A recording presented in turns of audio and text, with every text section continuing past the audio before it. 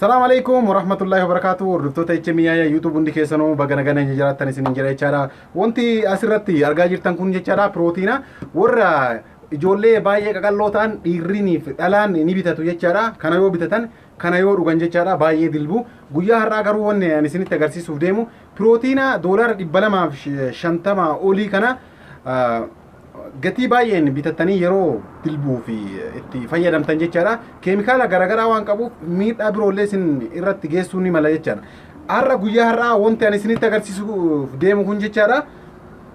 Mana keenya keessatti pirootiina akkaataa itti hojjechuu dandeenyu isin garsiisa. Hamma dhumaatti akka na hordoftan jechaadha. Pirootiina kana yeroo hojjennu keemikaala kamiinuu ittiin daballu mallaqa xinnoodhaan binnee hojjennee furdachuu dandeenya jechaadha. Dhalaan baay'ee qalloo taatan furdachuu dandeessanii dhiirri baay'ee qalloo ta'e furdachuu xuunchaa keessan baasuu sarbaa fi teessuma keessan akka malee guddisuu dandeessan jechaadha. Hamma dhumaa akka nu hordoftan isiniin jedha jechaadha. Yeroo duraatiif gara HMIA YouTube warra dhuftan jechaadha subscribe gochuu akka hin daganne isiniin jedha. Viidichi hamma dhumaatti yoo jaalattan jechaadha hiriyoota keessaniifis share akka gootan gara namaan isin gaafadha jechaadha. Pirootiinii tolchinaa hamma dhumaatti nafaana turaa isiniin jedha. Nafaana koottaa. Doolaara 200 oliin bitamu kana waan birrii 10 hin geenneen akkaataa meeshaa binnu isin agarsiisa jechaadha. Wanta isin lee jedhamee namoonni tokko dubbisaa fuulsuudanii tokko ni qopheeffanna. Akkasumas aanan kamiinuu haa ta'u kun aanan qopheeffanna. Itti aansinee muuzii qopheeffanna jechaadha.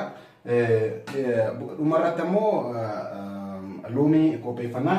Erga kana hunda qopheessineen booda kun kan asiira juusa yookaan waan fedhatan ittiin daakkatan isa kana qopheessina jechaadha. Amma gara hojii jalqabuu keenyaatti deemna jechaadha. Tokkoffaa aanan itti naqna.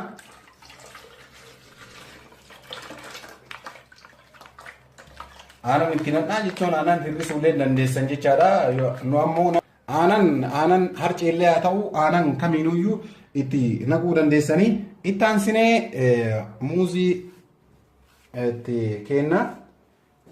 Nu nama lama waan ta'eef muuzii lama godhanna jechaadha. Itti dabalannee dhuguudhaaf. Isin yoo akkuma nama keessaniitiin nama tokko taata muuzii takkaallee itti gootan bareeda. Nugaa ergasii loozii ni beektan jechaadha. Loozii namni hin beekne jiru.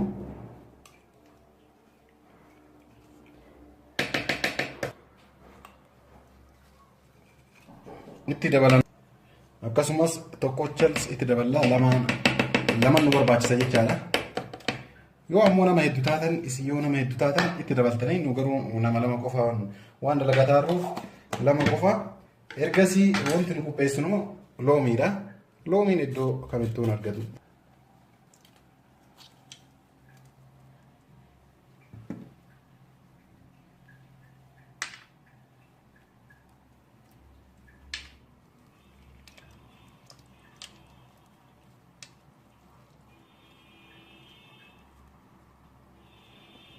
Ergasii finnee jirra amma daakuudhaaf qopheessinee jirra jechaadha akkuma argaa jirtan. Amma dhufnee jirra jechaadha ni daakkanna.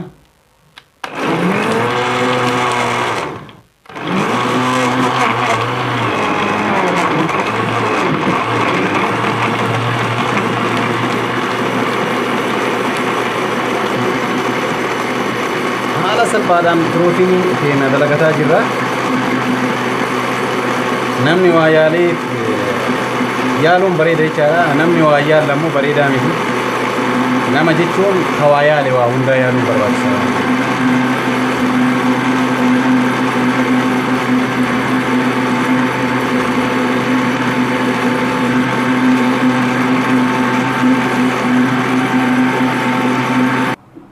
Finnee jira. Bismillah.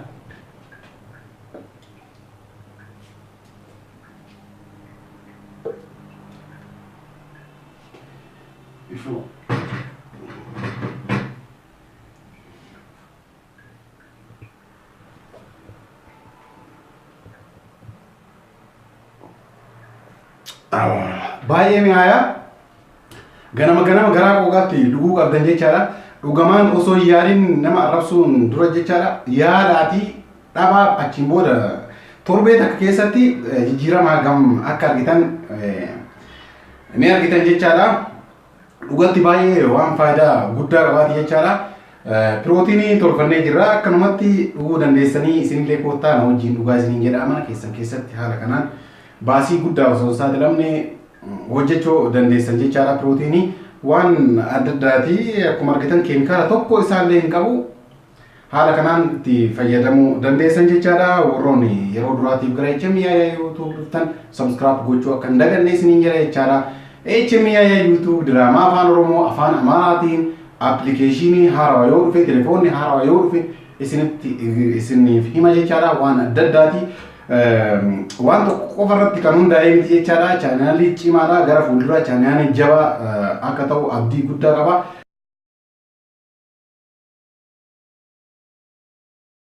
Baay'ee isin jaalladha nagaan naa turaa isiniin jedha.